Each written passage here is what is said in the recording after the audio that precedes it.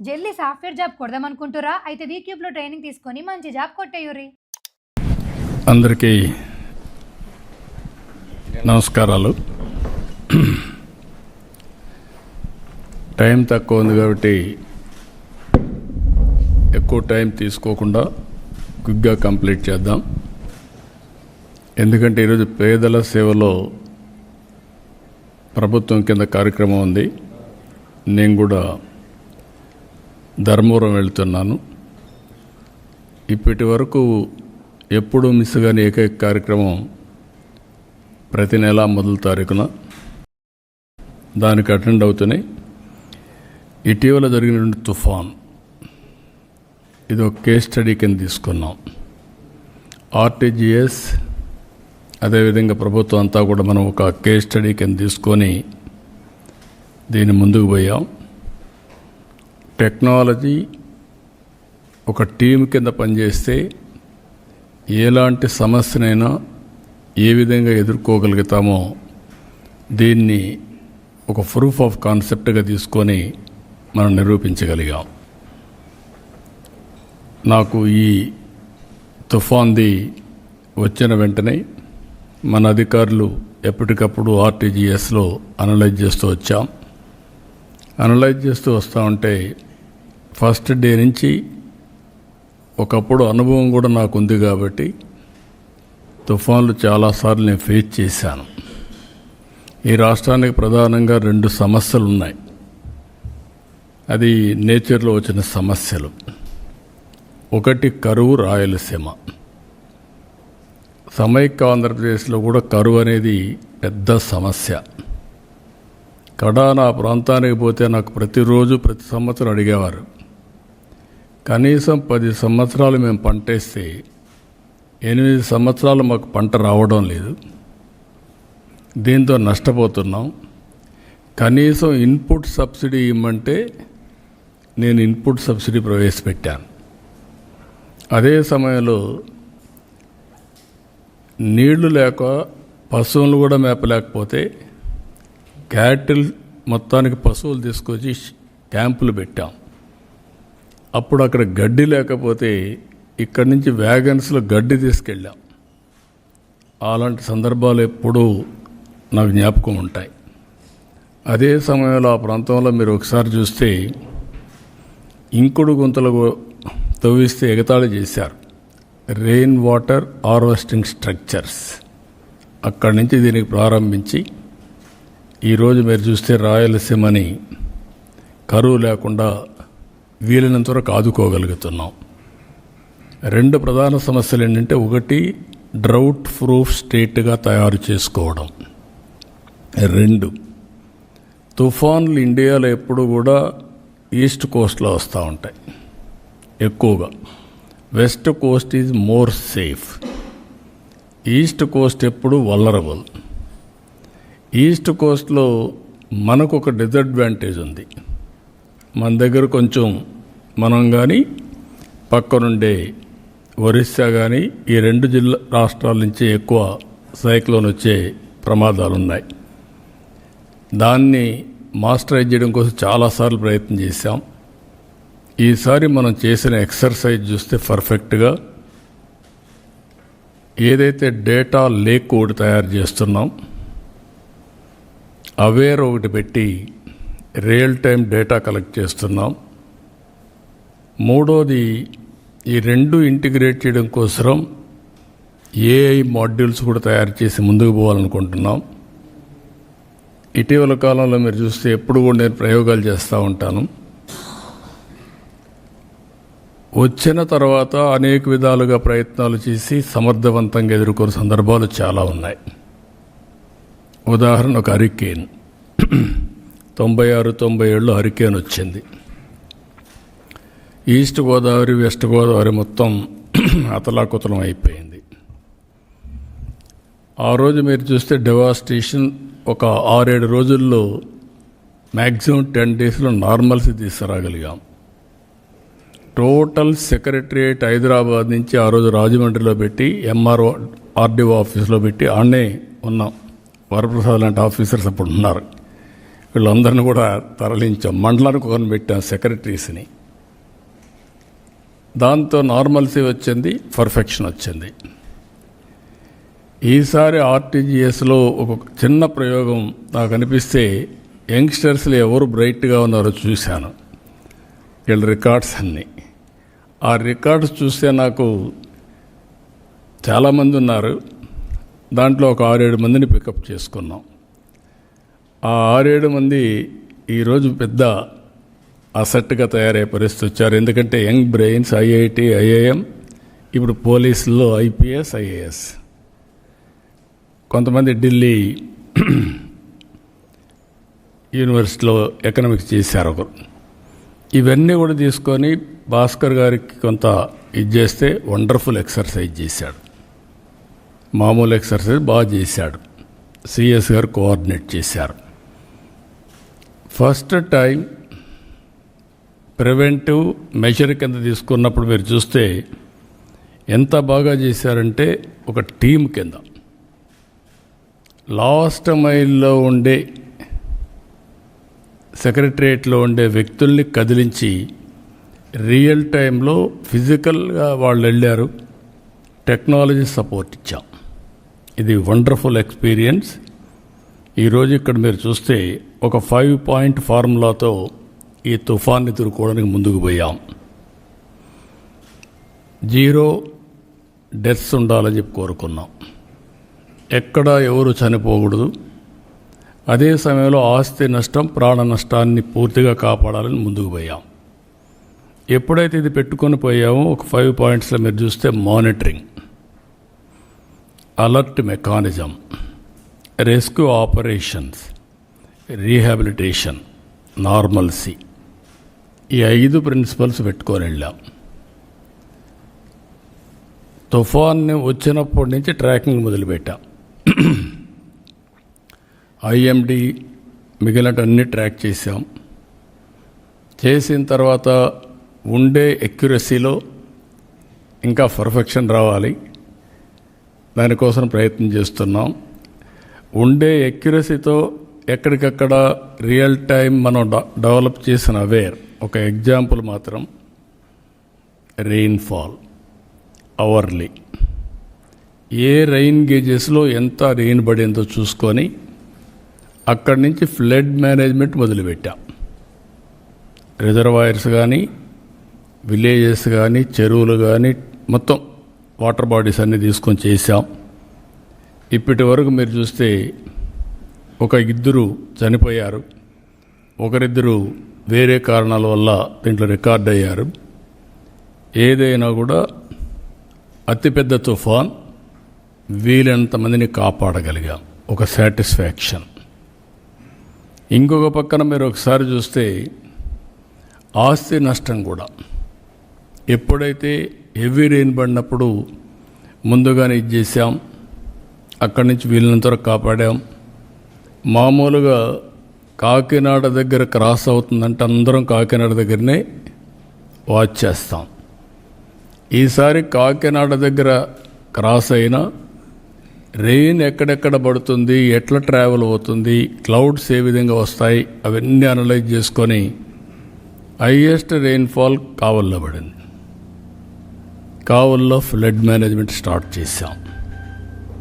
Then ఒంగోలుకు వచ్చింది. పరచూరు ఈ area చూసుకుంటూ వరుసగా మచిలీపట్నం నుంచి అంతర్వేది నుంచి మొత్తం కోస్టల్ క్రాస్ అయ్యే పరిస్థితి వచ్చింది. అక్కడ విండ్ వెలాసిటీ తగ్గింది, కానీ క్లౌడ్ అంతా కూడా రీకూప్ అయింది. దీనివల్ల హెవీ క్లౌడ్స్ ఫార్మ్ చేసుకుంటూ ఇక్కడ క్రాస్ అయింది. ఇక్కడ పెద్దగా అంటే క్రాస్ అయింది, రెయిన్ తక్కువ ఉంది, విండ్ ఉంది. కానీ నిన్న తెలంగాణకి వెళ్ళి వరంగల్లో 42 సెంటీమీటర్స్ రెయిన్ఫాల్ పడింది. అది మళ్ళీ ఛత్తీస్గఢ్ ఆ ఏరియాకి పోయి అక్కడ కూడా హెవీ రెయిన్స్ పడే పరిస్థితి, ఒరిస్సా అంతా పడే పరిస్థితికి వచ్చాయి. దీనివల్ల మనకు చాలా వరకు ప్రివెంట్ చేయగలిగాం. రెండో పక్కన మీరు చూస్తే ఇక్కడుండే దీంట్లో డ్రోన్ కార్పొరేషన్ ద్వారా డ్రోన్స్ పంపించాం. వాగులో పరచూరులో ఒక అతనైతే షేక్ మున్నా అనే వ్యక్తి కొట్టుకొని పోతా ఉంటే డ్రోన్తో ఐడెంటిఫై చేసి అతను కాపాడుకోగలిగాం. ఒక ప్రార్థనా మందిరం చుట్టూరు వరద నీళ్ళు వస్తే ఐడెంటిఫై చేసి ఒక 15 మందిని మనం కాపాడగలిగాం. అదే మరి ఎక్కడికక్కడ వాటర్ వచ్చినప్పుడు ముందుగానే జాగ్రత్తలు తీసుకొని మేము వచ్చిన ఇన్ఫర్మేషన్ అంతా కూడా మీకు పంపిస్తే మీరు చాలా సమర్థవంతంగా యాక్ట్ చేశారు.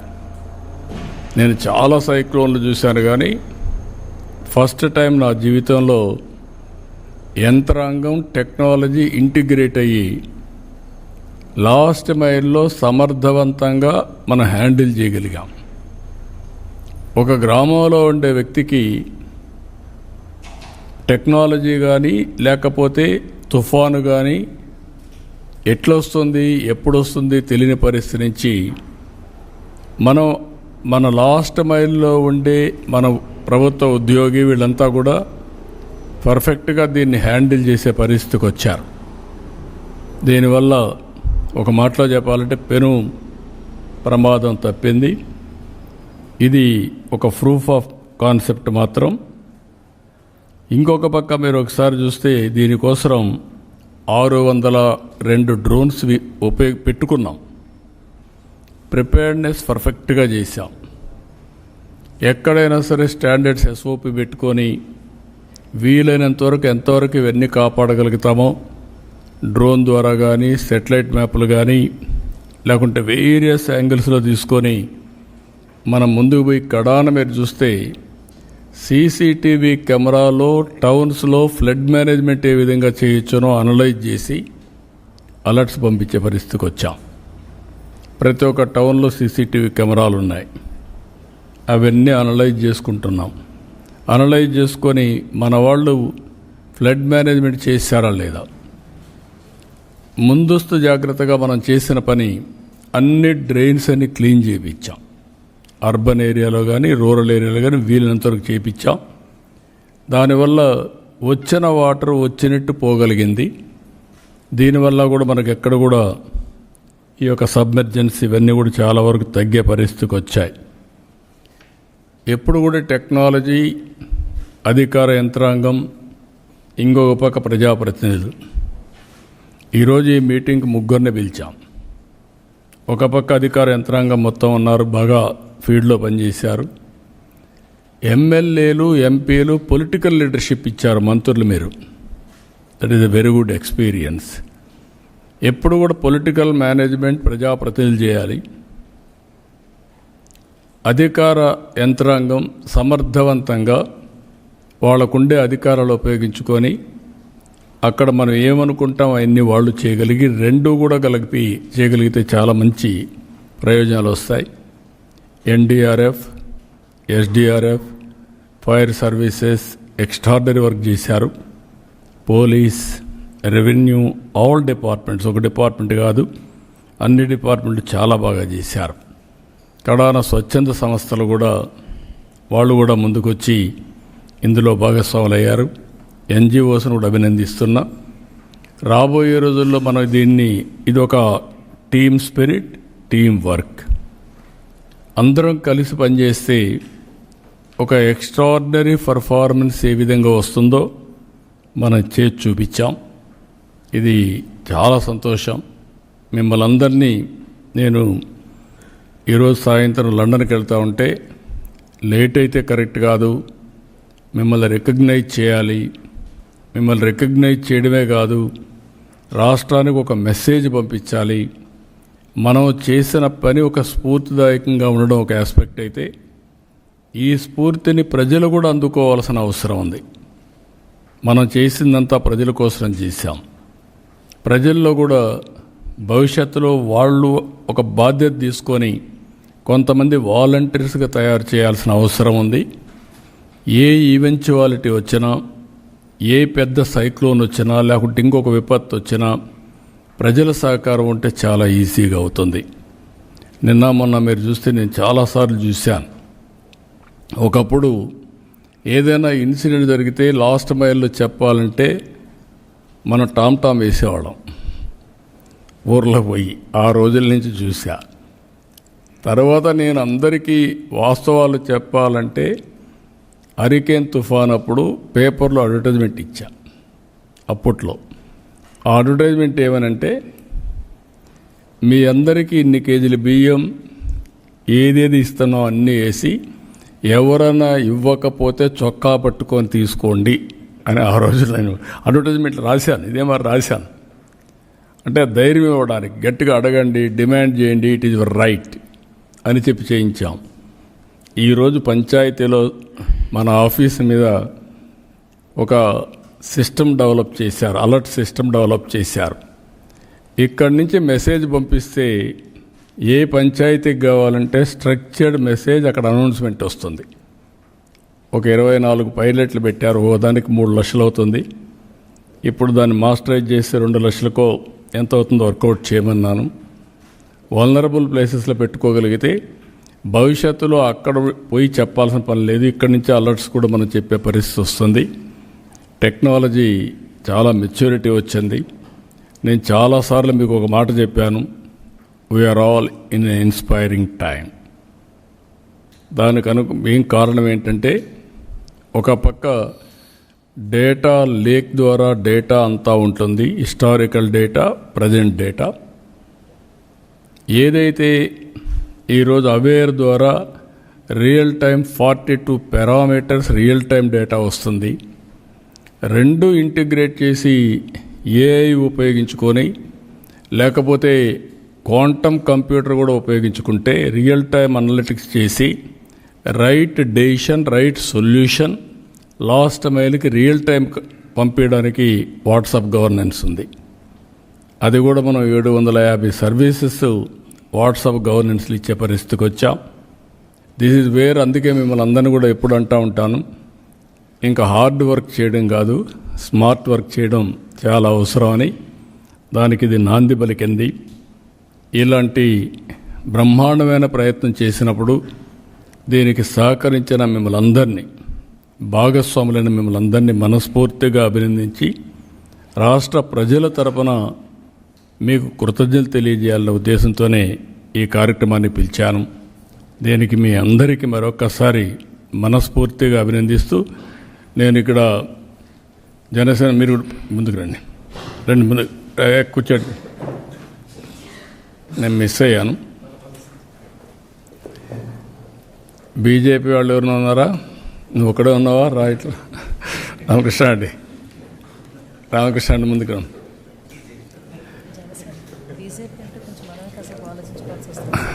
అదేం లేదమ్మా, ఎందుకంటే ఇది ఎన్డీఏ ప్రభుత్వం. నేను మిమ్మల్ని, అధికార యంత్రాంగాన్ని, ఒక ముఖ్యమంత్రిగా మిమ్మల్ని అప్రమత్తం చేశాను. పార్టీ అధ్యక్షుడిగా తెలుగుదేశం నాయకుల్ని, కార్యకర్తల్ని లాస్ట్ మూమెంట్ వరకు అప్రమత్తం చేశాను. ఎన్డీఏ కన్వీనర్గా ఇటు పవన్ కళ్యాణ్ గారిని ఎప్పటికప్పుడు సమన్వయం చేసుకుంటూ మేమిద్దరం అదే మరిగా జనసేన, బీజేపీతో కూడా సమన్వయం చేసుకున్నాం. ప్రధానమంత్రి గారు నాకు ఫోన్ చేసి ముందు 2 days మునిపే ఫోన్ చేశారు, 1 day మునుపు ఫోన్ చేశారు.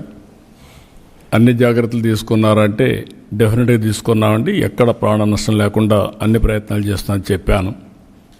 ఆ హామీ ప్రకారం ఆస్తి నష్టాన్ని మనం పూర్తిగా నివారించలేకపోయాం, కానీ ప్రాణ నష్టాన్ని గణనీయంగా తగ్గించుకోగలిగాం.